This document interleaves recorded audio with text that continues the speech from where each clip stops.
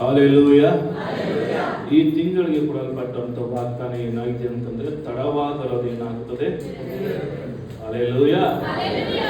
ವಾಗ್ದಾನದಲ್ಲಿ ನಂಬಿಗಸ್ತನಾದಂತ ದೇವರು ನಮ್ಮ ದೇವರಾಗಿದ್ದಾನೆ. ಸೊ ಆ ವಾಗ್ದಾನವನ್ನು ದೇವರು ನೆರವೇರಿಸುವಂತನಾಗಿರ್ತಾನೆ. ವಾಗ್ದಾನವನ್ನು ಹಿಡಿದುಕೊಂಡು ಕೂಡೋದಲ್ಲ, ವಾಗ್ದಾನ ಮಾಡಿದಂತ ದೇವರನ್ನು ಹಿಡಿದುಕೊಂಡು ಕೂಡೋದೇ ಪ್ರಾಮುಖ್ಯವಾಗಿದೆ. Hallelujah, hallelujah. ಒಂದು ಸಾರಿ ವಾಗ್ದಾನಗಳು ನೆರವೇರೋದಿಲ್ಲ. ಆದರೆ ನಮ್ಮ ತಂದೆಯಾದ ದೇವರನ್ನು ಯಾರು ಹಿಡಿದುಕೊಂಡು ಕೂಡುತ್ತಾರೋ ಅವರ ಜೀವಿತದಲ್ಲಿ ಒಂದು ವಾಗ್ದಾನ ಆದರೂ ಬಿದ್ದು ಹೋಗೋದಿಲ್ಲ. ಹಲ್ಲೆಲೂಯಾ. ಈ ತಿಂಗಳಿಗೆ ವಾಗ್ದಾನ ಏನಂದ್ರೆ ತಡವಾದರೂ ಅದು ನೆರವೇರುತ್ತದೆ. ಪಕ್ಕದಲ್ಲಿ ಕೈ ಕೊಟ್ಟಿದ್ರೆ ತಡವಾದರೂ ನೆರವೇರುತ್ತದೆ. ಹಲ್ಲೆಲೂಯಾ. ಸತ್ಯವೇದ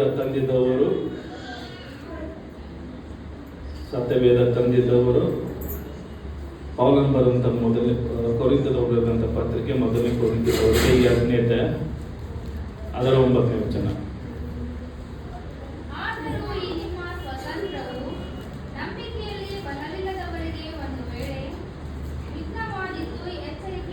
ಆಮೇಲೆ ಇಲ್ಲಿ ಬರ್ರಿ, ಬಿಸಿಲಿದ್ರೆ ಇಲ್ಲಿ ಬರ್ರಿ, ಇಲ್ಲಿ ಬರ್ರಿ, ನೆರಳದ ಬೆಲ್ಬೇಕು.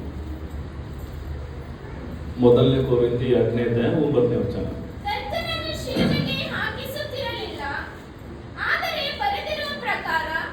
ಪೌಲ್ ಬರಂತಹ ಮೊದಲನೇ ಕೊರಿಂಥದವರಿಗೆ ಬರುವಂತ ಪತ್ರಿಕೆ 2ನೇ ಅಧ್ಯಾಯ ಅದರ 9ನೇ ವಚನ.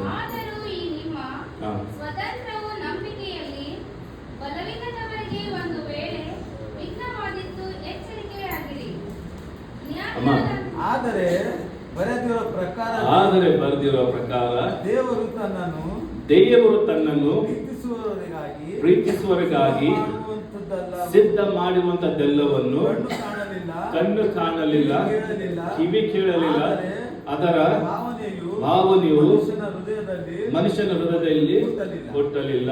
Hallelujah, hallelujah, hallelujah. ಪಕ್ಕದ ಕೈ ಕೊಟ್ಟು ಹೇಳ್ರಿ, ಈ ದಿನ ನೀವು ಸುಂದರವಾಗಿ ಕಾಣುತ್ತಾ ಇದ್ದೀರಿ. ನೋಡಿ ಹೇಳ್ಬೇಕು, ಮುಖ ನೋಡಿ ಹೇಳ್ಬೇಕು, ನನ್ನ ಮುಖ ನೋಡಿ ಹೇಳೋದಿಲ್ಲ, ಪಕ್ಕದಲ್ಲಿದ್ದವ್ರು ನೋಡಿ ಹೇಳ್ಬೇಕು. Hallelujah, hallelujah. ದೇವರ ವಾಕ್ಯದಲ್ಲಿ ಈ ರೀತಿ ಈ ದಿನ ನನ್ನ ಪೀಠಿಕೆ ಭಾಗ ಏನಂತಂದ್ರೆ God has plan for you. ದೇವರು ನಿನಗಾಗಿ ಯೋಜನೆ ಇಟ್ಟಿದ್ದಾನೆ. ಹಲ್ಲೆಲೂಯಾ. ಸೊ ಈ ಒಂದು ಪೀಠಿಕೆ ಭಾಗದಲ್ಲಿ ನಿಂತುಕೊಂಡು ನಿಮ್ಮೊಟ್ಟಿಗೆ ನಾನು ಮಾತನಾಡೋದಕ್ಕೆ ಇಷ್ಟಪಡುವಂತನಾಗಿರ್ತೇನೆ. ಈ ತಿಂಗಳಿಗೆ ಕೊಡಲ್ಪಟ್ಟಂತ ವಾಗ್ದಾನ ಏನಂದ್ರೆ ತಡವಾದರೂ ನೆರವೇರುವಂತದ್ದಾಗಿರ್ತದೆ. ಆದರೆ ಪೀಠಿಕೆ ಭಾಗ ಏನಾಗಿರುತ್ತೆ ಅಂತಂದ್ರೆ God has plan for you, ಅಂದರೆ ದೇವರು ನಿನಗೆ ಯೋಜನೆಗಳನ್ನು ಇಟ್ಟಿದ್ದಾನೆ.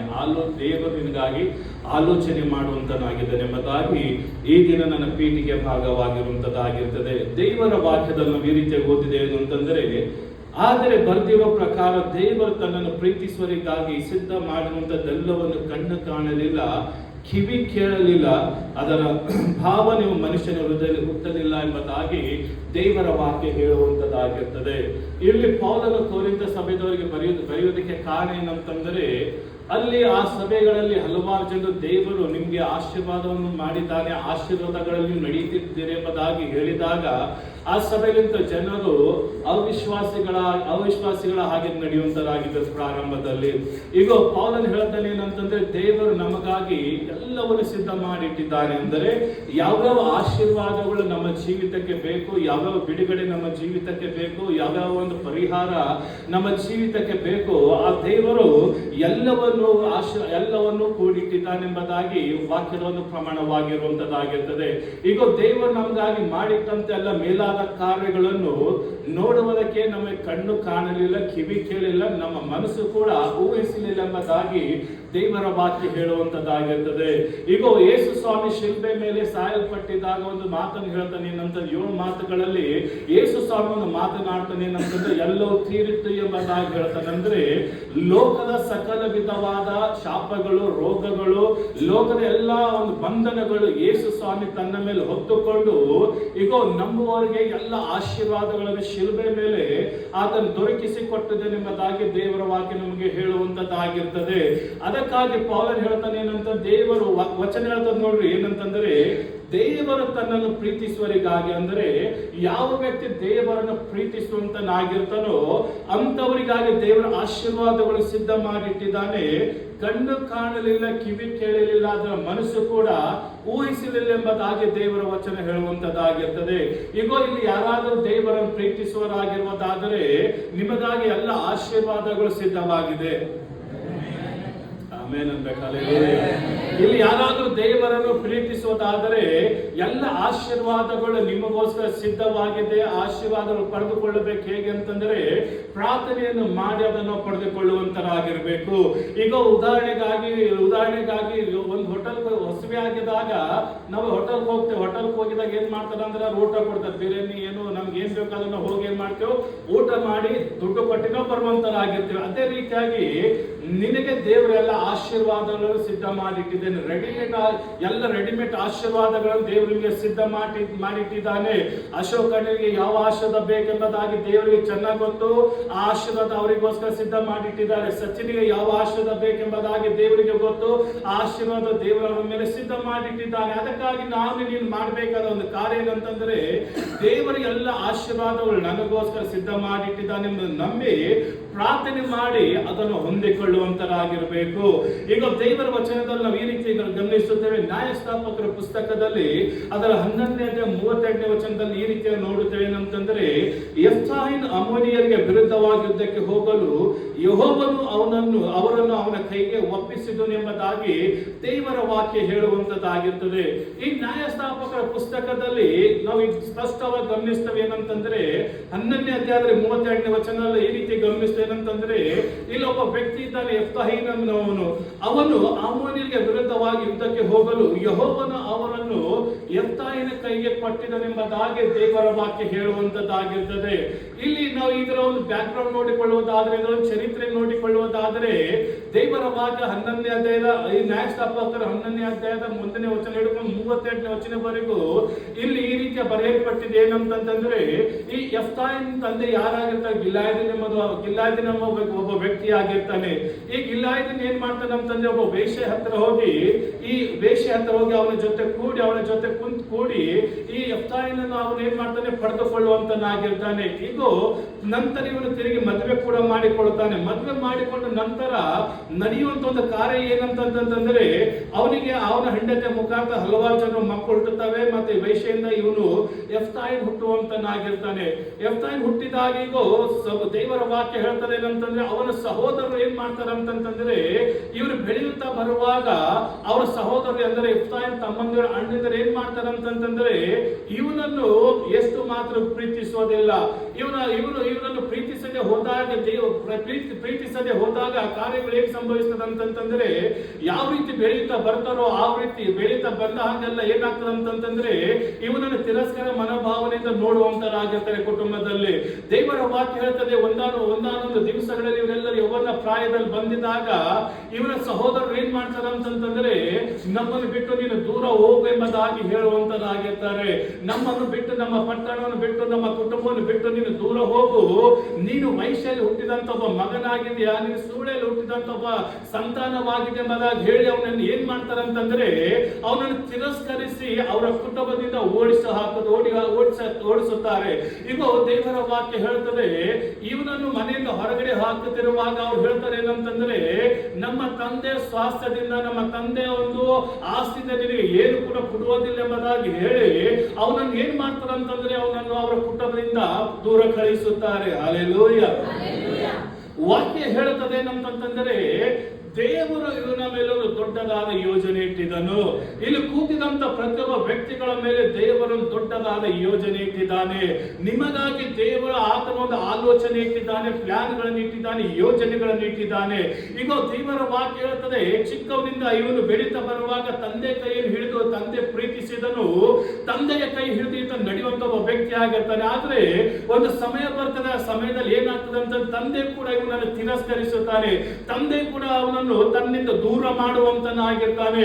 ದೂರ ಮಾಡಿದಾಗ ಇವನು ಇವನಿಗೆ ದಾರಿ ತೋರದೆ ಹೋದಾಗ ಇವನು ಎಲ್ಲಿ ಹೋಗಿ ವಾಸ ಮಾಡ್ತಾನಂತಂದ್ರೆ ಇವನು ಒಂದು ಟೋಬ್ ಎಂಬ ಪಟ್ಟಣದಲ್ಲಿ, ಅಂದರೆ ಅರಣ್ಯ ಪ್ರದೇಶದಲ್ಲಿ ಪರ್ವತಗಳಿರುವಂತಹ ಸ್ಥಳದಲ್ಲಿ ಟೋಬ್ ಎಂಬ ಪಟ್ಟಣದಲ್ಲಿ ಈತನು ಹೋಗಿ ಏನ್ ಮಾಡ್ತಾನಂದ್ರೆ ವಾಸ ಮಾಡ್ತಾನೆ. ಆ ಪಟ್ಟಣ ಎಲ್ಲಿರ್ತದಂತಂದ್ರೆ ಅರಣ್ಯದಲ್ಲಿ ಪರ್ವತಗಳ ಮಧ್ಯದಲ್ಲಿ ಯಾವ್ದು ಇರುವಂತದ್ದಾಗಿರ್ತದೆ.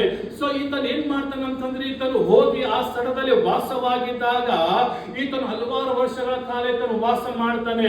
ಈತನ ಜೊತೆ ವಾಸ ಮಾಡೋದಕ್ಕೆ ಅಲ್ಲಿ ಕೆಲ ಜನರು ಎಂತವ್ರು ಬರ್ತಾರೆ ಅಂತಂದ್ರೆ ಇಂಗ್ಲಿಷ್ ಬೈಬಲ್ ನಲ್ಲಿ ಹೇಳ್ತಾರಂತಂದ್ರೆ ವರ್ಕ್ಲೆಸ್ ಫೆಲ್ಲೋಸ್ ಎಂಬುದಾಗಿ, ಅಂದ್ರೆ ಬೆಲೆ ಇಲ್ಲದಂತ ವ್ಯಕ್ತಿಗಳು ಇವನ ಜೊತೆ ಸೇರುವುದಕ್ಕೆ ಬರ್ತಾರೆ. ಅಂದ್ರೆ ಅವರಿಗೆ ಯಾವುದೇ ಬೆಲೆ ಇಲ್ಲ, ಅವರು ಕೂಡ ತಿರಸ್ಕರಿಸಲ್ಪಟ್ಟವರೇ, ಅವರು ಕೂಡ ಯಾರು ಲೆಕ್ಕ ಎಣಿಸದವರು ಇದ್ದವರು ಅಂತವ್ರು ಬಂದು ಏನ್ ಮಾಡ್ತಾರೆ ಅಂತಂದ್ರೆ ಇವನ ಜೊತೆ ಸೇರುತ್ತಾರೆ ಎಂಬುದಾಗಿ ದೇವರ ವಾಕ್ಯ ಹೇಳುತ್ತದೆ. ಹಲ್ಲೆಲೂಯ.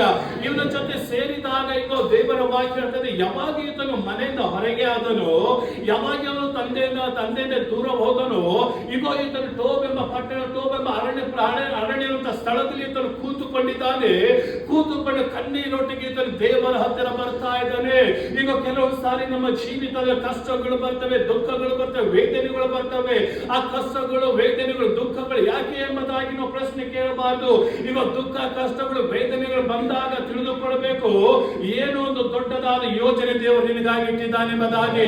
ಕಷ್ಟಗಳು, ದುಃಖಗಳು ನಿನ್ನ ಜೀವಿತದಲ್ಲಿ ಬಂದಿದಾಗ ನೀವು ತಿಳಿದುಕೊಳ್ಳಬೇಕೇನಂತಂದ್ರೆ ನಿನ್ನನ್ನು ದೇವರೊಂದು ದೊಡ್ಡ ಜನಾಂಗವಾಗುವುದಕ್ಕೆ ಮಾಡೋದಕ್ಕೆ ಹೋಗುತ್ತಾ ಇದ್ದಾನೆ ಎಂಬುದಾಗಿ. ಇವತ್ತಿನ ದಿವಸದಲ್ಲಿ ಹಲವಾರು ಜನ ಕಷ್ಟಗಳು ಬಂದಾಗ, ವೇದನೆಗಳು ಬಂದಾಗ ಮೊದಲನೇದಾಗಿ ಮಾಡುವಂತ ಕಾರ್ಯ ಏನಂದ್ರೆ ಅವರು ಮೊದಲು ನಂಬಿಕೆ ಬಿಟ್ಟು ಬಿಡ್ತಾರೆ, ಎರಡನೇದಾಗಿ ಸಭೆ ಬಿಟ್ಟು ಬಿಡ್ತಾರೆ.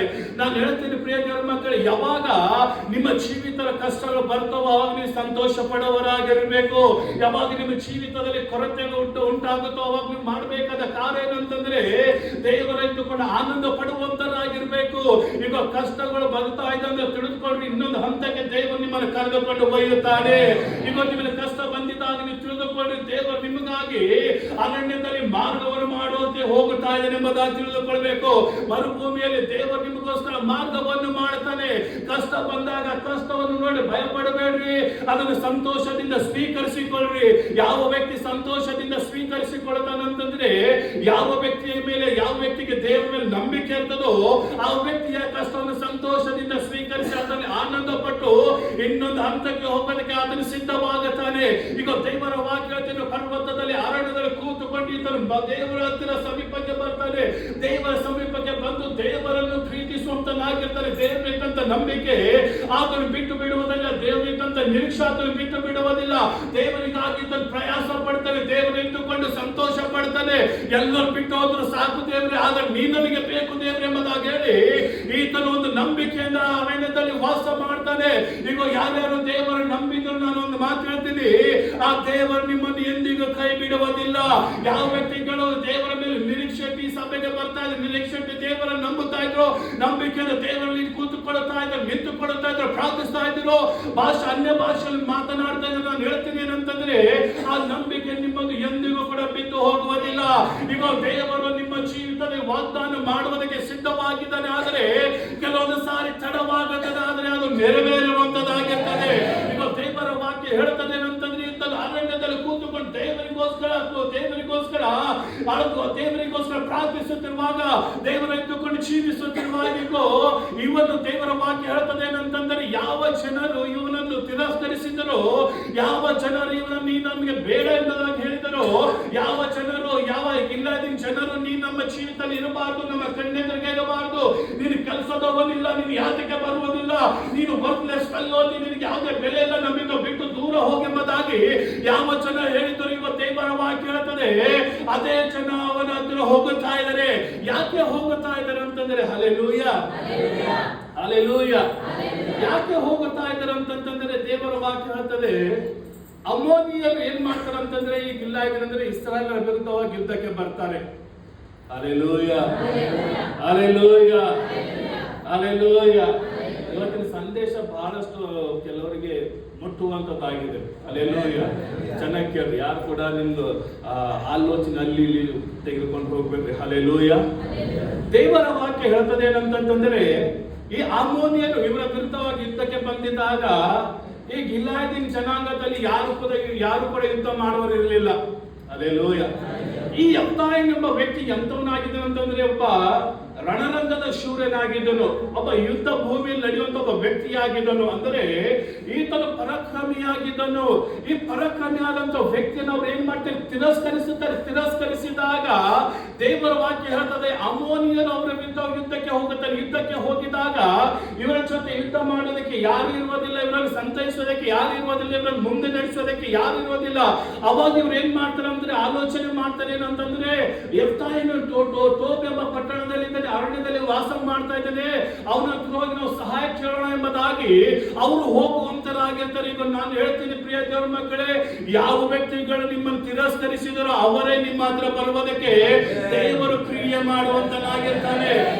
ಆ ಜನರು ಹೇಳಿದ್ರು, ನಿನ್ನ ಕೆಲಸಕ್ಕೆ ಬಾರದವನು, ನಿನ್ನ ಬೆಲೆ ಇಲ್ಲ, ನಿನ್ನ ಲೆಕ್ಕಕ್ಕೆ ಇಲ್ಲ ಎಂಬುದಾಗಿ ಆ ಜನರು ಅವನನ್ನು ತಿರಸ್ಕರಿಸಿ ಮಾತನಾಡಿದಾಗ ಈಗ ದೇವರ ವಾಕ್ಯ ಹೇಳ್ತದೆ, ಅದೇ ಜನರು ಏನ್ ಮಾಡ್ತಾ ಇದ್ರು ಅಂತಂದ್ರೆ, ಒಂದು ಗುಂಪು ಕಟ್ಟಿಕೊಂಡು ಅವನ ಹತ್ತಿರ ಹೋಗುತ್ತಾ ಇದ್ರೆ, ಅವನ ಹತ್ತಿರ ಹೋಗಿ ಅವನನ್ನು ಹೇಳ್ತಾ ಇದ್ದಾರೆ. ಏನ್ ಹೇಳ್ತಾ ಇದ್ರು ಅಂತಂದ್ರೆ, ಯೆಫ್ತಾಯನೇ, ನೀನು ನಮ್ಮ ಜೊತೆ ಬಾ, ಯುದ್ಧದಲ್ಲಿ ನಮ್ಮನ್ನು ನಡೆಸು, ನಿನ್ನನ್ನು ನಾನು ಏನ್ ಮಾಡ್ತೇನೆ ಅಂದ್ರೆ ನಮ್ಮ ಜನಾಂಗದ ನಾಯಕನಾಗಿ ನಿನ್ನನ್ನು ಮಾಡ್ತೇನೆ ಎಂಬುದಾಗಿ ಹೇಳ್ತಾ ಇದ್ದಾರೆ. ವಾಕ್ಯ ಹೇಳ್ತದೆ ಏನಂತಂದ್ರೆ, ಇಲ್ಲಿ ಹಿಂದಿನ 1:8 ವಚನವನ್ನು ಗಮನಿಸುತ್ತೆ. ಏನಂತಂದ್ರೆ, ಲೆಕ್ಕಕ್ಕೆ ಇಲ್ಲದವ ನೀನು, ಕೆಲಸಕ್ಕೆ ಬಾರದವನು ಎಂಬುದಾಗಿ ಹೇಳಿ ಅವನನ್ನು ಅವಮಾನಿಸಿದ್ರು. ಆದರೆ ತಿರುಗಿ 18, 19, 20 ವಚನ ಬರುವಾಗ ದೇವರ ವಾಕ್ಯ ಹೇಳ್ತದೆ, ಅವರು ಒಂದು ಪ್ರಸ್ತಾವ ತೆಗೆದುಕೊಂಡು ಹೋಗುತ್ತಾ ಇದ್ದಾರೆ. ಅಂದರೆ ಒಂದು ಇನ್ವಿಟೇಷನ್ ತೆಗೆದುಕೊಂಡು ಹೋಗುತ್ತಾ ಇದ್ದಾರೆ. ನೀನು ನಮ್ಮ ಜೊತೆ ಬಾ, ನಿನ್ನನ್ನು ನಮ್ಮ ನಾಯಕನಾಗಿ ಮಾಡುತ್ತೇನೆ ಎಂಬುದಾಗಿ. ಇವತ್ತಿನ ದಿವಸದಲ್ಲಿ ನಾನು ಹೇಳ್ತೀನಿ, ಯಾವ ಕೆಲಸಗಳು ನಿಂತು ಹೋಗಿದೆಯೋ, ಯಾವ ವ್ಯಾಪಾರ ನಿಂತು ಹೋಗಿದೆಯೋ, ಯಾವ ಬಿಸ್ನೆಸ್ ಅದು ಸ್ಟ್ರಕ್ ಆಗಿ ನಿಂತಿದೆಯೋ, ಯಾವ ಕೆಲಸ ನಿಮಗೆ ಕೈಗೆ ಬರ್ತಾ ಇಲ್ಲೋ, ಈಗ ಕ್ರಿಸ್ತನಲ್ಲಿ ನಂಬಿಕೊಂಡ ವ್ಯಕ್ತಿಗಳೇ, ಕ್ರಿಸ್ತನಲ್ಲಿ ನಂಬಿಕೊಂಡ ಆತನ ಮಕ್ಕಳೇ, ಜನರು ನಿಮ್ಮ ಹತ್ರ ಬರ್ತಾರೆ, ಇನ್ವಿಟೇಷನ್ ಕಾರ್ಡ್ ತೆಗೆದುಕೊಂಡು ಬರ್ತಾರೆ. ಈ ಬಿಸ್ನೆಸ್ ಮಾಡೋಣ ಬನ್ನಿ ಎಂಬುದಾಗಿ ನಿಮಗೆ ಕರೆಯೋದಕ್ಕೆ ಬರ್ತಾರೆ. ಈ ಕೆಲಸವನ್ನು ಮಾಡಿಕೊಡ್ರಿ ಎಂಬುದಾಗಿ ನಿಮ್ಮ ಹತ್ರ ಬರ್ತಾರೆ. ಗೌರ್ಮೆಂಟ್ ಹುದ್ದೆಗೋಸ್ಕರ ನೀವು ಕಾಯ್ತಾ ಇರ್ಬೋದು. ಇವತ್ತು ನಿಮಗೋಸ್ಕರ ಒಂದು ಲೆಟರ್ ಬರ್ತಾರೆ ಗೌರ್ಮೆಂಟ್ ಇಂದ, ನೀವು ಕೆಲಸದಲ್ಲಿ ಸೆಲೆಕ್ಟ್ ಆಗಿದ್ದೀರಿ ಎಂಬುದಾಗಿ. ಹಲವಾರು ಜನ ಬರ್ತಾರೆ, ಬಂದು ನಮ್ಮ ಜೊತೆ ಕೂಡ್ರಿ, ನಮ್ಮ ಜೊತೆ ಬಿಸ್ನೆಸ್ ಮಾಡ್ರಿ, ನಮ್ಮ ಜೊತೆ ಕೆಲಸ ಮಾಡ್ರಿ, ನಮ್ಮನ್ನು ನಡೆಸ್ರಿ, ಆತ್ಮಿಕತೆಯಲ್ಲಿ ನಡೆಸ್ರಿ, ಪ್ರಾರ್ಥನೆಯಲ್ಲಿ ನಡೆಸ್ರಿ ಎಂಬುದಾಗಿ ಜನರು ಬರುವಂತರಾಗಿರ್ತಾರೆ. ಯಾವಾಗ ನೀನು ಬಿಡುತ್ತೀಯೋ ಅವಾಗ ನಿನ್ನ ಬೆಲೆ ಹೆಚ್ಚಾಗುವುದಕ್ಕೆ ಪ್ರಾರಂಭವಾಗುತ್ತದೆ. ಹಲ್ಲೆಲೂಯಾ. ವಚನ ಹೇಳ್ತದೆ, ಇವನನ್ನು ತಿರಸ್ಕರಿಸಲ್ಪಟ್ಟಂತ ಜನರ ಹತ್ರ ಇವರು ಹೋಗುತ್ತಾ ಇದ್ದಾರೆ. Hallelujah, hallelujah. ಯಾವಾಗ ಜನರು ಮನುಷ್ಯನ ಮೇಲ್ಮುಖವನ್ನು ನೋಡಿ, ಆತನ ಮೇಲ್ಸ್ಥಿತಿಯನ್ನು ನೋಡಿ, ಇವನು ಕೆಲಸಕ್ಕೆ ಬಾರದವೆಂಬುದಾಗಿ ಸಾಮಾನ್ಯವಾಗಿ ನ್ಯಾಯ ತೀರ್ಪು ಮಾಡಿಬಿಡ್ತಾರೆ. ಆದರೆ ದೇವರು ಈ ರೀತಿ ತೀರ್ಪು ಮಾಡುವುದಿಲ್ಲ. ದೇವರು ಎಲ್ಲಿಂದ ತೀರ್ಪು ಮಾಡ್ತಾನಂತಂದ್ರೆ ಅಂತರಾತ್ಮದಿಂದ ತೀರ್ಪು ಮಾಡ್ತಾನೆ. ದೇವರು ಎಲ್ಲಿಂದ ತೀರ್ಪು ಮಾಡ್ತಾನೆ ಅಂದ್ರೆ ನಿನ್ನ ಮನಸ್ಸನ್ನು ನೋಡಿ ತೀರ್ಪು ಮಾಡ್ತಾನೆ. ದೇವರು ಎಲ್ಲಿಂದ ತೀರ್ಪು ಮಾಡ್ತಾನಂತಂದ್ರೆ ನಿನ್ನ ಯಥಾರ್ಥವಾದ ಹೃದಯವನ್ನು ನೋಡಿ ಆತನ ತೀರ್ಪು ಮಾಡುತ್ತಾನೆ. ದೇವರ ವಾಕ್ಯ ಹೇಳ್ತದೆ, ಅವ್ರ ಪ್ರಸ್ತಾಪದೊಟ್ಟಿಗೆ ಅವನ ಹತ್ರ ಹೋಗಿ ಅವನಿಗೆ ಹೇಳ್ತಾರೆ ಏನಂತಂದ್ರೆ, ಈಗ ನೀನು ನಮ್ಮ ನಾಯಕನಾಗಿ ನೀನು ಮಾರ್ಪಾಡು ಎಂಬುದಾಗಿ ಹೇಳ್ತಾರೆ. Hallelujah, hallelujah. ಎಲ್ಲಿ ಯಾವಾಗ ನಾವು ಬಿದ್ದು ಹೋಗುತ್ತೇವೆ ತಿಳಿದುಕೊಳ್ಬೇಕು, ದೇವರು ನಮಗಾಗಿ ಒಂದು ದೊಡ್ಡದಾದ ಆಲೋಚನೆ ಇಟ್ಟಿದ್ದಾನೆ. ಇದನ್ನು ಅಂದುಕೊಂಡಿರ್ಬೋದು, ನಾನು ತಿರಸ್ಕರಿಸಲ್ಪಟ್ಟೆ, ನನ್ನಿಂದ ನನ್ನ ಸಹೋದರರು, ನನ್ನ ಜನಾಂಗದವರು ನನ್ನನ್ನು ಬಿಟ್ಟಿದ್ದರು, ನಾನು ಅವರನ್ನು ಬಿಟ್ಟು ದೂರವಾದೆ, ಅವರನ್ನು ತಿರಸ್ಕರಿಸಿದೆ ಎಂಬುದಾಗಿ ಆತನು ಕೆಲವು ಸಾರಿ ಯೋಚನೆ ಮಾಡಿರ್ಬೋದಾದರೆ, ದೇವರ ಮೇಲೆ ನಂಬಿಕೆ ಇಟ್ಟಂತ ಮಕ್ಕಳನ್ನು ದೇವರು ಎಂದಿಗೂ ಕೂಡ ಕೈ ಬಿಡುವುದಿಲ್ಲ. ಈಗ ಆತನ ಕಣ್ಣೀರನ್ನು ನೋಡುವಂತ ದೇವರಾಗಿದ್ದಾನೆ. ನೀನು ಮಾಡಿದಂತ ಪ್ರಾರ್ಥನೆಗಳು ಆತನು ಕೇಳುವಂತ ದೇವರಾಗಿದ್ದಾನೆ. ನೀನು ಕರ್ತನ ಸಮ್ಮುಖದಲ್ಲಿ ಸೇವೆ ಮಾಡಿದ ಆತನು ನೋಡುವಂತನಾಗಿದ್ದಾನೆ. ನೀನು ಆತನ ಆಲಯದಲ್ಲಿ ಇಟ್ಟುಕೊಂಡು ಸೇವೆ ಮಾಡುವಂತ ಆತನು ಎಣಿಸುವಂತನಾಗಿದ್ದಾನೆ. ಈಗ ಪ್ರಿಯ ದೇವರ ಮಕ್ಕಳೇ, ನಿನಗೆ ಯಾರಾದರೂ ಏನಾದರೂ ತಿರಸ್ಕರಿಸುವಂತ ಮಾತುಗಳು ಆಡುವುದಾದರೆ ತಿಳಿದುಕೋ, ಅವರ ಎದುರುಗಡೆ ನಿನ್ನನ್ನು ಸರಿಯಾಗಿ ದೇವರು ನಿಲ್ಲಿಸುವಂತನಾಗಿರ್ತಾನೆ. ನೀನು ಕೆಳಗೆ ಬೀಳುವುದಕ್ಕೆ ಕರೆಯಲ್ಪಟ್ಟಿಲ್ಲ, ನೀನು ಉನ್ನತಕ್ಕೆ ಏರುವುದಕ್ಕೆ ದೇವರು ನಿನ್ನನ್ನು ಕರೆದಿದ್ದಾನೆ. ನಿನಗೆ ಕೆಳಗೆ ಹಾಕುವುದಕ್ಕೆ ಶೈತಾನ ಎಷ್ಟು ಆಲೋಚನೆ ಮಾಡಿರ್ಬೋದು. ಈ ಯೆಫ್ತಾಯನ ಜೀವಿತ ನಾಶಪಡಿಸಿ ಮಾಡಿಸುವುದಕ್ಕೋಸ್ಕರ ಎತ್ತಾನನ್ನು ಆತನ ಜನರಿಂದ ದೂರ ಮಾಡಬೇಕೆಂಬುದಾಗಿ ಶೈತಾನ ಆಲೋಚನೆ ಮಾಡಿದಾಗೆಲ್ಲ ದೇವರು ಅವರನ್ನು ಕೈ ಬಿಟ್ಟು ಹೋಗಲಿಲ್ಲ. ಈಗ ನಾನು ಹೇಳ್ತೀನಿ, ವಾಗ್ದಾನಗಳು ನೆರವೇರ್ತಾರೆ ಎಂಬುದಾಗಿ ಎಷ್ಟೋ ಜನ ಅಂತ ಎಂಬುದಾದರೆ ನಾನು ಹೇಳ್ತೀನಿ, ಈ ವರ್ಷ ಇನ್ನೂ ಮುಗ್ದು ಹೋಗಿಲ್ಲ, ಈ ವರ್ಷ ಇನ್ನೂ ಮುಗ್ದಿಲ್ಲ. ಈ ನವೆಂಬರ್ ತಿಂಗಳಲ್ಲಿ ಯಾವ ವಾಗ್ದಾನಗಳು ಇನ್ನೂವರೆಗೂ ನೆರವೇರುತ್ತಿಲ್ಲೋ ಈಗ ನಾನು ನಂಬಿಕೆಯಿಂದ ಪ್ರವಾದಿಸುತ್ತೇನೆ. ಯೇಸು ಕ್ರಿಸ್ತನ ನಾಮದಲ್ಲಿ ನಿಮಗಿರುವಂತ ಆಶೀರ್ವಾದಗಳು, ನಿಮಗಿರುವಂತ ವಾಗ್ದಾನಗಳು ಅದು ಯೇಸುವಿನ ನಾಮದಲ್ಲಿ ನಿಮ್ಮ ಜೀವಿತದಲ್ಲಿ ಅದು ಇಳಿದು ಬರುತ್ತದೆ. ಹಲ್ಲೆಲೂಯಾ. ವಚನ ಹೇಳ್ತದೆ, ಜನರು ತಿಳಿದುಕೊಂಡು ನೀವು ಕಥೆ ಮುಗಿದು ಹೋಯ್ತೆಂಬುದಾಗಿ. ಹಲ್ಲೆಲೂಯಾ. ಈತನು ಕೈ ಬಿಡಲ್ಪಟ್ಟನು, ಜನರು ಈತನ ಕಥೆ ಮುಗಿದು ಹೋಯ್ತೆಂಬುದಾಗಿ. ಕಥೆ ಮುಗ್ದಿಲ್ಲ, ಪಿಕ್ಚರ್ ಅಭಿ ಬಾಕಿ ಹೈ, ಇನ್ನೂ ಕಥೆ ಮುಗ್ದಿಲ್ಲ. ಅಲ್ಲಿ ಜನರು, ಇಸ್ರಾಯೇಲ್ ಜನರು ಐಗುಪ್ತ ದೇಶದಿಂದ ಹೊರಗಡೆ ಬರ್ತಿರುವಾಗ ಈಗ ಕೆಂಪು ಸಮುದ್ರ ನೋಡಿ ಅವ್ರು ಏನಂತ ಭಯ ಪಡುತ್ತಾರೆ. ಅಲ್ಲಿಂದ ಜನ ಅಂದುಕೊಂಡರು ನಮ್ಮ ಕಥೆ ಮುಗಿದೋಯ್ತೆಂಬುದಾಗಿ. ಆದರೆ ದೇವರಿನ ಕಥೆ ಮುಗಿದಕ್ಕೆ ಕೊಟ್ಟಿಲ್ಲ, ಸಮುದ್ರ ಇಬ್ಬಾಗ ಮಾಡಿದನು. ಈಗ ಜನರು ಅಂದುಕೊಂಡು ಸತ್ತೋದೆಂಬುದಾಗಿ ತಿಳಿದುಕೊಂಡು, ಆದರೆ ದೇವರ ಸಹಾಯಕ್ಕೆ ಕೊಡುವುದಿಲ್ಲ. ಹಲವಾರು ಜನ ಅಂದ್ಕೊಳ್ತಾ ಇರ್ಬೋದು, ನಮ್ಮ ಜೀವಿತವೇ ಇಷ್ಟ, ನಮ್ಮ ಜೀವಿತದಲ್ಲಿ ಯಾವ್ದು ಒಳ್ಳೆ ತಡೆಯಲ್ಲ, ನಮ್ಮ ಜೀವಿತ ನಷ್ಟ ಆಗ್ತಾ ಹೋಗಿದೆ ಎಂಬುದಾಗಿ ನೀವು ಅಂದ್ಕೊಳ್ತಾ ಇರುವ. ಆದರೆ ನಂಬಿಕೆ ಅನ್ನುವಂತ ವ್ಯಕ್ತಿ ಯಾರೇ ಆಗಿರಲಿ, ಈಗ ಕಷ್ಟಗಳ ಮಧ್ಯದಲ್ಲಿ, ದುಃಖದ ಮಧ್ಯದಲ್ಲಿ ದೇವರೇ ನಿನ್ನ ಮೇಲೆ ನಂಬಿಕೆ ಹಾಕಿದ್ದೇನಪ್ಪ, ನಿನ್ನ ವಾಗ್ದಾನಗಳ ಮೇಲೆ ನಂಬಿಕೆ ಹಾಕಿದ್ದೇನೆ ದೇವರೇ, ಆ ವಾಗ್ದಾನಗಳು ನನಗಾಗಿ ನೀನು ಕಾರ್ಯ ಮಾಡ್ತೆಂಬುದಾಗಿ ಯಾರು ಹೇಳ್ತಿರೋ, ಈಗ ನಾನು ಹೇಳ್ತೀನಿ, ಆ ವಾಗ್ದಾನಗಳು ನಿಮ್ಮ ಜೀವಿತ ನೆರವೇರುತ್ತದೆ. ಇವತ್ತೊಂದು ದಿವಸ ನೀವು ಜನರ ಎದುರುಗಡೆ ಏನು ಕಾಣದೇ ಇರ್ಬೋದು, ಜೇಬಿನಲ್ಲಿ ಹಣ ಇಲ್ಲದೆ ಇರ್ಬೋದು, ದೊಡ್ಡ ಸೇವೆ ಇಲ್ಲದೆ ಇರಬಹುದು, ಕೈ ತುಂಬ ಹಣ ಇಲ್ಲದೆ ಇರ್ಬೋದು, ಜನರ ರೆಫರೆನ್ಸ್ ನಿಮ್ಮ ಹತ್ರ ಇಲ್ಲದೆ ಇರ್ಬೋದು. ಆದ್ರೆ ನಾನು ಹೇಳ್ತೇನೆ, ಲೋಕದಲ್ಲಿ ಇರೋದಕ್ಕಿಂತ ನಮ್ಮ ದೇವರು ದೊಡ್ಡವನಾಗಿದ್ದಾನೆ. ದೇವರ ವಾಕ್ಯದ ಕೀರ್ತನೆ ಹೇಳ್ತದೆ ಅಂತಂದ್ರೆ, ಯಾರಿಗೆ ಯೆಹೋವನು ದೇವರಾಗಿದ್ದಾನೆ ಅವನೇ ಭಾಗ್ಯವಂತನು. ಯಾರಿಗೆ ಯೆಹೋವನು ದೇವರಾಗಿದ್ದಾನೆ ನೀವೇ ಭಾಗ್ಯವಂತರು. ನಿಮಗೆ ಯೆಹೋವನು ದೇವರಾಗಿದ್ದಾನೆ ಅಂದರೆ ನೀವೇ ಭಾಗ್ಯವಂತರಾಗಿದ್ದಂತ ಜನಾಂಗವಾಗಿದ್ದೀರಿ. ಹಲ್ಲೆಲೂಯಾ. ವಚನ ಹೇಳ್ತದೆ, ಆತನ ಕೈ ಬಿಡಲ್ಪಟ್ಟಿದಾಗ ತಿಳಿದುಕೊಂಡಿರ್ಬೋದು ಎಲ್ಲರೂ ಈತನ ಕಥೆ ಮುಗ್ದೋಯ್ತೆಂಬುದಾಗಿ. ಇಲ್ಲ, ಮುಗ್ದಿಲ್ಲ, ಇನ್ನೊಂದು ಪಾಠ ಬಾಕಿ ಇದೆ, ಮುಗ್ದಿಲ್ಲ. ಕಷ್ಟಗಳು ಬಂದಾಗ, ಅನಾರೋಗ್ಯಗಳು ಬಂದಾಗ ತಿಳಿದುಕೊಳ್ಬೇಕು, ನನ್ನ ಗಂಡನ ಎಷ್ಟೇ ಕಥೆ ಎಂಬುದಾಗಿ ತಿಳ್ಕೊಳ್ಬಹುದು. ಇಲ್ಲ, ಮುಗ್ದಿಲ್ಲ. ಪಕ್ಕದ ಕೈ ಕೊಟ್ಟಲ್ಲಿ ಇನ್ನೂ ಮುಗ್ದಿಲ್ಲ, ಇನ್ನೂ ಮುಗ್ದಿಲ್ಲ, ಇನ್ನೂ ಮುಗ್ದಿಲ್ಲ. Hallelujah, hallelujah. ವಚನ ಹೇಳ್ತಾರೆ ಏನಂತಂದ್ರೆ, ಆ ಜನರು ಏನ್ ಮಾಡ್ತಾರೆ, ಆತನ ಪ್ರಸ್ತಾಪದೊಟ್ಟಿಗೆ ಹೋಗಿದಾಗ ಈಗ ಆತನ ಹೇಳ್ತಾನೆ ಏನಂತಂದ್ರೆ,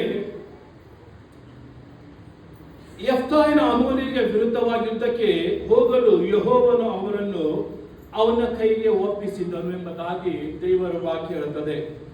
ಇಲ್ಲಿ ಸತ್ಯವೇದದ ಕೆಳಗಡೆ ವಚನದಲ್ಲಿ ಈ ರೀತಿ ಗಮನಿಸುತ್ತೇವೆ ಏನಂತಂದ್ರೆ, ಇವರು ಅವನನ್ನು ನಾಯಕನಾಗಿ ತೆಗೆದುಕೊಂಡು ಹೋಗುತ್ತಾರೆ. ತೆಗೆದುಕೊಂಡು ಹೋಗಿದಾಗ ದೇವರ ವಾಕ್ಯದ ಕೆಳಗಡೆ ಅವನು ಹೇಳ್ತಾನೆ ಏನಂತಂದ್ರೆ, ನಾನು ದೇವರ ಬಲದಿಂದ ಅವರನ್ನು ಸೋಲಿಸಿದೆನು ಎಂಬುದಾಗಿ. ಈಗ ನಮ್ಮ ಜೀವಿತದಲ್ಲಿ ಕೆಲವೊಂದು ಆಶೀರ್ವಾದಗಳು ಬಂದಿದ್ದಾಗ ನಾವು ಕೆಲವು ಸಾರಿ ಏನ್ ಮಾಡ್ತೇವೆ ಅಂತಂದ್ರೆ, ನಾವು ದೇವರನ್ನು ಮರೆತು ಬಿಡುತ್ತೇವೆ. ನಮ್ಮ ಜೀವಿತದಲ್ಲಿ ದೇವರು ಒಳ್ಳೆ ಕಾರ್ಯಗಳನ್ನು ಮಾಡಿದಾಗ, ವಾಗ್ದಾನಗಳು ನೆರವೇರಿದಾಗ ನಾವೇನ್ ಮಾಡ್ತೇವೆ ಅಂತಂದ್ರೆ, ದೇವರು ಯಾರೇ ಎಂಬುದಾಗಿ ದೇವರಿಗೆ ನಾವು ಕೇಳುವುದಿಲ್ಲ. ಈಗ ಈತನು ಹೇಳ್ತಾನೆ ಏನಂತಂದ್ರೆ, ಆ ಅಮ್ಮೋನಿಯರ ವಿರುದ್ಧವಾಗಿ ಈತನು ಯುದ್ಧಕ್ಕೆ ಹೋಗಿದಾಗ ಆತನು ಹೇಳ್ತಾನೆ, ಇದು ನನ್ನ ಬಲದಿಂದ ಆಗಿಲ್ಲ ಎಂಬುದಾಗಿ. ಹಲ್ಲೆಲೂಯಾ. ಈತನು ಹೇಳ್ತಾನೆ ಏನಂದ್ರೆ, ಇದು ಯೆಹೋವನ ಬಲದಿಂದ ಮಾತ್ರ ಸಾಧ್ಯವಾಯಿತು ಎಂಬುದಾಗಿ ಆತನು ಹೇಳುವಂತನಾಗಿರ್ತಾನೆ. ಈತನು ಯೋಚನೆ ಮಾಡೋಣ ಪ್ರಿಯ ಮಕ್ಕಳೇ, ತಿರಸ್ಕರಿಸಲ್ಪಟ್ಟಂತ ವ್ಯಕ್ತಿ, ಲೆಕ್ಕಕ್ಕಿಲ್ಲದಂತ ವ್ಯಕ್ತಿಯನ್ನು ದೇವರು ಒಬ್ಬ ಅರಸನಾಗಿ ನೇಮಿಸುತ್ತಾ ಇದ್ದಾನಂತಂದ್ರೆ, ಯೋಚನೆ ಮಾಡೋಣ ದೇವರು ಎಷ್ಟು ದೊಡ್ಡದಾದ ಯೋಜನೆ ಅವನ ಮೇಲೆ ಇಟ್ಟಿದ್ದಾನೆ ಎಂಬುದಾಗಿ. ಇವತ್ತಿನ ದಿವಸದಲ್ಲಿ ನಿನ್ನ ಕುಟುಂಬದಲ್ಲಿ ನಿನ್ನ ಕುಟುಂಬದಲ್ಲಿ ನಿನಗೆ ಜನರ ಸನ್ಮಾನ ಮಾಡದೇ ಇರಬಹುದು. ನಿನ್ನ ಅಕ್ಕಪಕ್ಕದವರು ನಿನಗೆ ಸನ್ಮಾನ ಮಾಡದೇ ಇರಬಹುದು, ನಿನ್ನ ನೆಂಟರು ನಿನಗೆ, ರಕ್ತ ಸಂಬಂಧಿಗಳು ನಿನಗೆ ಸನ್ಮಾನಿಸದೇ ಇಲ್ಲದೆ ಇರಬಹುದು. ಆದ್ರೆ ನಾನು ಹೇಳ್ತೀನಿ ಏನಂತಂದ್ರೆ, ಲೋಕಕ್ಕೆ ಯಾವ್ದು ಬೇಡ ಆಗಿರ್ತದೋ, ಜನರಿಗೆ ಯಾವ್ದು ಬೇಡ ಆಗಿರ್ತದೋ ಅದು ದೇವರಿಗೆ ಬೇಕಾಗಿರುವಂತದ್ದಾಗಿರ್ತದೆ. ದೇವರ ವಾಕ್ಯ ಹೇಳ್ತಾರೆ, ಸಮುವೇಲನು ದಾವೀದನ ಮನೆಗೆ ಬಂದಿದ್ದಾಗ, ಈಶಾಯನ ಮನೆಗೆ ಬಂದಿದ್ದಾಗ ದೇವರ ವಾಕ್ಯ ಹೇಳ್ತದೆ ಏನಂತಂದ್ರೆ, ಆತನು ತನ್ನ ಎಲ್ಲ ಮಕ್ಕಳನ್ನು ತಂದು ಆತನ ಎದುರುಗಡೆ ನಿಲ್ಲಿಸಿದಾಗ ಸಾಮುವೇಲ್ ಹೇಳ್ತಾನೆ, ಇವರಲ್ಲಿ ಯಾರು ಕೂಡ ಇಲ್ಲ ಎಂಬುದಾಗಿ. ಅವಾಗ ಸಾಮುವೇಲ್ ಕತೆ ಇನ್ನು ಯಾರಾದ್ರೂ ಉಳಿದಿದ್ದಾರೆ ಎಂಬುದಾಗಿ ಹೇಳಿದಾಗ ಆ ಸಾಮುವೇಲನ್ ಹೇಳ್ತಾನೆ ಏನಂತಂದ್ರೆ, ಹೌದು ಇನ್ನೊಬ್ಬ ಚಿಕ್ಕ ಮಗು, ಆ ಈಶಾಯನ ಹೇಳ್ತಾನೆ ಇನ್ನೊಬ್ಬ ಚಿಕ್ಕ ಮಗು ಇದ್ದಾನೆ, ನನ್ನ ಸಣ್ಣ ಮಗ ಇದ್ದಾನೆ ಎಂಬುದಾಗಿ ಹೇಳಿದಾಗ ಇವಾಗ ದೇವರ ವಾಕ್ಯ ಹೇಳ್ತದೆ ಏನಂತಂದ್ರೆ, ಅವನನ್ನು ಕರೆಸಿ ಎಂಬುದಾಗಿ. ಅಂದರೆ ದಾವೀದನು ಕೂಡ ಸಂಪೂರ್ಣವಾಗಿ ಮರೆತು ಹೋಗಿದ್ದಾನೆ ತನ್ನ ತಂದೆಯಿಂದ, ತನ್ನ ಕುಟುಂಬದಿಂದ. ಈ ಯೆಫ್ತಾಯನು ಕೂಡ ಮರ್ತೋದಂತ ವ್ಯಕ್ತಿ. ಆದರೆ ದೇವರೇನ್ ಮಾಡಿದಾನೆ ಅಂತಂದ್ರೆ, ಅವನನ್ನೇ ಮೇಲಕ್ಕೆ ತೋಲಕ್ಕೆ ತರಿಸ್ತಾ ಇದ್ದಾನೆ. ಈಗ ಈ ದಿನ ನೀವು ಅಂತ ಒಂದು ಸಿಚುವೇಶನ್ ಅಲ್ಲಿ, ಅಂತ ಒಂದು ಪರಿಸ್ಥಿತಿಯಲ್ಲಿ ಇರುವುದಾದರೆ ಪ್ರಿಯ ದೇವರ ಮಕ್ಕಳೇ, ಇವಾಗ ನಾನು ಹೇಳ್ತೀನಿ ಏನಂದ್ರೆ, ನಿಮ್ಮ ಜೀವಿತ ದೇವರಿಗೆ ಸಮರ್ಪಿಸು. ಆತನು ನಿನಗಾಗಿ ದೊಡ್ಡ ಯೋಜನೆಗಳನ್ನು ಇಟ್ಟಿದ್ದಾನೆ. ಆತ ನಿನ್ನ ಮೇಟಂತ ಯೋಜನೆಗಳು ನಾಶವಾಗುವುದಕ್ಕೆ ಯೋಚನೆ ಮಾಡಲಿಲ್ಲ, ನಿನಗೆ ಎಲ್ಲ ಉನ್ನತಿಗೆ ತರುವುದಕ್ಕೆ ಆತ ನಿನಗೋಸ್ಕರ ಯೋಜನೆಯನ್ನು ಮಾಡಿದ್ದಾನೆ. ಈಗ ದೇವರ ವಾಕ್ಯ ಹೇಳ್ತದೆ, ಮರೆಯಲ್ಪಟ್ಟಂತ, ತಿರಸ್ಕರಿಸಲ್ಪಟ್ಟಂತ ದಾವೀದನಿಗೆ ದೇವರೇ ಮಾಡಿಕೊಂಡು ಆರಿಸಿಕೊಂಡು ಅವನನ್ನು ಅಭಿಷೇಕಿಸಿದನು. ಈ ದಿನ ತಿರಸ್ಕರಿಸಲ್ಪಟ್ಟಂತ ಇದರಲ್ಲಿ ಯಾರಾದರೂ ಇರುವುದಾದರೆ, ಇವಾಗ ನಾನು ಹೇಳ್ತೀನಿ, ಒಂದು ಮಹಿಮೆಯ ಬೆಂಕಿ ಅದು ನಿಮ್ಮ ಮೇಲೆ ಎಳೆಯುವಂತದ್ದಾಗಿರ್ತದೆ. ಲೋಕ ನಿಮ್ಮನ್ನು ತಿರಸ್ಕರಿಸುವುದಾದರೆ ನಿನ್ನ ದೇವರು ನಿನ್ನನ್ನು ಎಂದಿಗೂ ತಿರಸ್ಕರಿಸುವುದಿಲ್ಲ. ಕಾರಣ ಆತನು ನಿನ್ನನ್ನು ತನ್ನ ಸ್ವರೂಪದಲ್ಲಿ ಸೃಷ್ಟಿ ಮಾಡಿದಂತ ದೇವರಾಗಿದ್ದಾನೆ. ವಚನ ಹೇಳ್ತಾನೆ, ಆತನು ಹೇಳ್ತಾನೆ, ಇದೆಲ್ಲ ದೇವರಿಂದ ಮಾತ್ರ ಸಾಧ್ಯ ಎಂಬುದಾಗಿ. Hallelujah, hallelujah. ಕೆಲವು ಸಾರಿ ಪ್ರಾರಂಭ ಸೇವೆ ಮಾಡ್ತಿರೋ ಕೆಲವು ದೆವ್ವಗಳು ಬಿಡಿಸಿದಾಗ ಹಿಂಗ್ ಹೇಳ್ತಾ ಇದೆ, ಎಲ್ಲ ನನ್ನಿಂದ ಸಾಧ್ಯ ಎಂಬುದಾಗಿ. ಯಾವಾಗ ದೇವರ ವಾಕ್ಯ ಓದಲು ಪ್ರಾರಂಭ ಮಾಡಿದ್ರೆ ನನ್ನಿಂದ ಸಾಧ್ಯ ಇಲ್ಲ, ದೇವನಿಂದ ಸಾಧ್ಯ. ಒಂದ್ ದಿವಸ 108 ದೆವ್ವಗಳು ಬಿಡಿಸಿದೆ. 108 ದೆವ್ವಗಳಿಗೆ ಪ್ರಾರ್ಥನೆ ಮಾಡಿದಾಗ ಅವೆಲ್ಲ ಶರೀರ ಬಿಟ್ಟೋದು. 108 ದೆವ್ವ ಶರೀರ ಬಿಟ್ಟೋದು. ಶರೀರ ಬಿಟ್ಟು ಹೋಗಿದಾಗ ನಾನು ಯೋಚನೆ ಮಾಡಿದೆ, ನಾನು 108 ದೆವ್ವಗಳು ಬಿಡಿಸಿದ್ದೆ, ನನ್ನಿಂದ ಸಾಧ್ಯ, ನನ್ನಿಂದ ಸಾಧ್ಯ, ನನ್ನಿಂದ ಸಾಧ್ಯ ಎಂಬುದಾಗಿ ಯೋಚನೆ ಮಾಡಿದೆ ನಾನು. ಅವಾಗ ದೇವರು ಹೇಳಿದನು, ನಿನ್ನಿಂದ ಏನಿಲ್ಲ, ಎಲ್ಲ ನನ್ನಿಂದ ಎಂಬುದಾಗಿ. ಕೆಲವೊಂದು ಸಾರಿ ಮನುಷ್ಯನು ಆತನು ಆಲೋಚನೆ ಮಾಡದೇ ಇರೋ ರೀತಿಯಲ್ಲಿ ಆತನು ಏನ್ ಮಾಡ್ತಾನೆ ಅಂತಂದ್ರೆ, ಉಬ್ಬಿಕೊಳ್ಳುವುದಕ್ಕೆ ಪ್ರಾರಂಭ ಮಾಡ್ತಾನೆ. ಅದು ಉಬ್ಬುವಿಕೆ ಹೇಗೆ ಬರ್ತದೆ ಎಂಬುದಾಗಿ ಆತನಿಗೆ ಗೊತ್ತೇ ಇರಲ್ಲ. ಆತನ ನಡವಳಿಕೆ ಎಲ್ಲ ಚೆನ್ನಾಗಿದೆ ಎಂಬುದಾಗಿ ಅಂದುಕೊಳ್ತಾನೆ. ನಿನ್ನ ನಡವಳಿಕೆ ಯಾರಿಗೆ ಚೆನ್ನಾಗಿ ಕಾಣಿಸ್ಬೇಕಂದ್ರೆ ನಿಮ್ಮ ಸಭಾಪಾಲಕರಿಗೆ. ನಿನ್ನ ನಡವಳಿಕೆ ಯಾರಿಗೆ ಚೆನ್ನಾಗಿ ಕಾಣಿಸ್ಬೇಕಂದ್ರೆ ದೇವರಿಗೆ. ಅವಾಗ ನೀನು ಕರೆಕ್ಟ್ ಆಗಿದೆ ಎಂಬುದಾಗಿ ಹೇಳ್ಬೋದು. Hallelujah, hallelujah. ಇನ್ನೊಂದು ವಚನ ಓದಿಕೊಳ್ಳೋಣ. 2 ಅರಸುಗಳು 20ನೇ ಅಧ್ಯಾಯ 3ನೇ ವಚನ.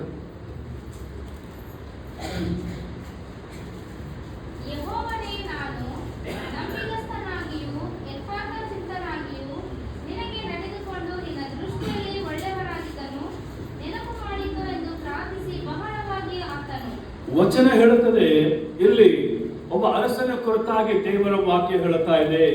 ಯೆಹೋವನೇ, ನಾನು ನಂಬಿಗಸ್ತನಾಗಿ ಯಥಾರ್ಥಚಿತ್ತನಾಗಿ ನಿನಗೆ ನಡೆದುಕೊಂಡು ನಿನ್ನ ದೃಷ್ಟಿಯಲ್ಲಿ ಒಳ್ಳೆಯವನಾಗಿದ್ದದನ್ನು ನೆನಪು ಮಾಡಿಕೊ ಎಂದು ಪ್ರಾರ್ಥಿಸಿ ಬಹಳವಾಗಿ ಅತ್ತನೆಂಬುದಾಗಿ ದೇವರ ವಾಕ್ಯ ಹೇಳುವಂತದ್ದಾಗಿರ್ತದೆ. Hallelujah, hallelujah. ಇಲ್ಲಿ ಒಬ್ಬ ಅರಸನ ಕುರಿತಾಗಿ ದೇವರ ವಾಕ್ಯ ಹೇಳುತ್ತದೆ ಏನಂತಂದರೆ, ಇಲ್ಲೊಬ್ಬ ಅರಸನಿದ್ದಾನೆ, ಆತನ ಹೆಸರು ಹಿಜ್ಕೀಯ ಎಂಬುದಾಗಿ. ಈ ಹಿಜ್ಕೀಯನು ದೇವರ ವಾಕ್ಯ ಹೇಳುತ್ತದೆ, ಮರಣಕರವಾದ ರೋಗದಲ್ಲಿ ಈತನು ಏನ್ ಮಾಡಿದ, ಮರಣಕರವಾದ ರೋಗದಲ್ಲಿ ಈತನು ಬಿದ್ದನು. ಈಗ ಜನರು ಹೇಳಿದ್ರು ಈತನು ಸತ್ತೋದನು ಎಂಬುದಾಗಿ ಜನರು ಹೇಳಿದರು.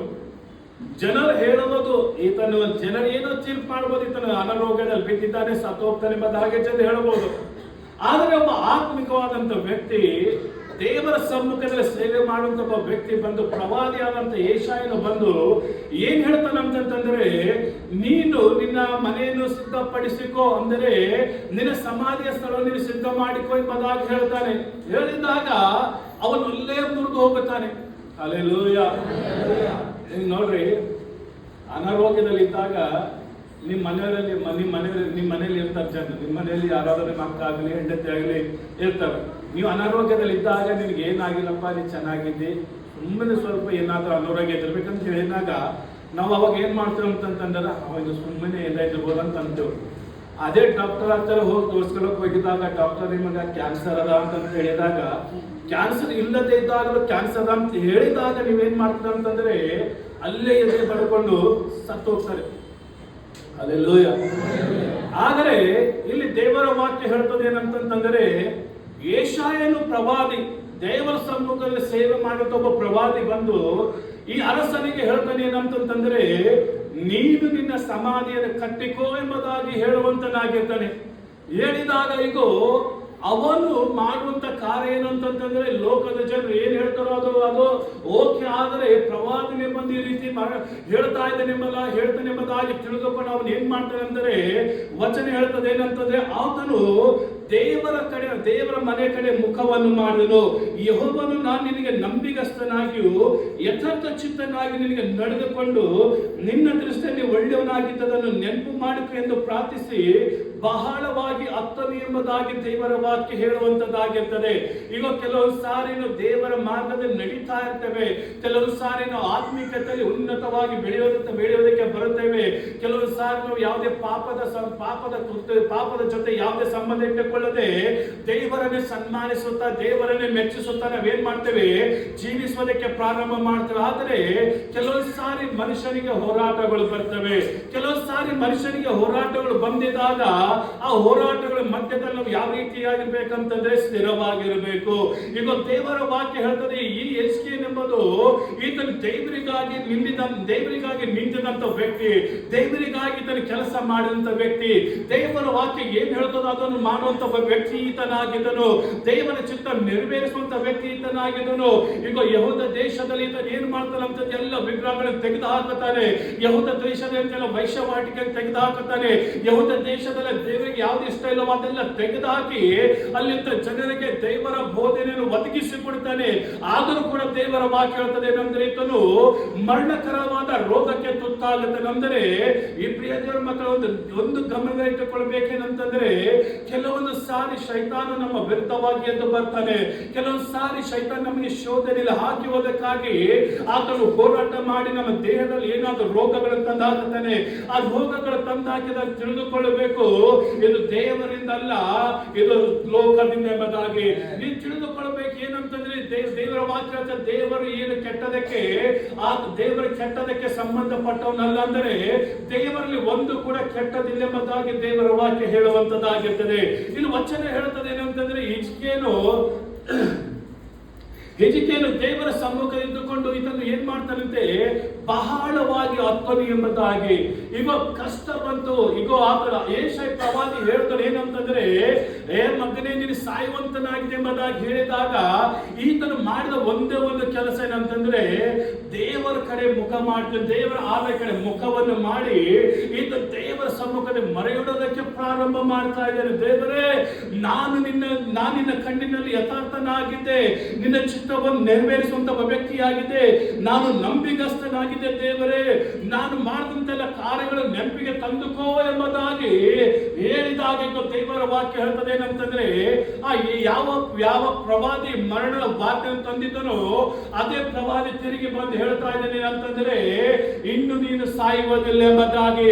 ಈಗ ದೇವರು ದೇವರ ಹಿಜ್ಕೀಯನ ಮೇಲೆ ಒಂದು ದೊಡ್ಡದಾದ ಉದ್ದೇಶ ಇಟ್ಟಿದ್ದನು.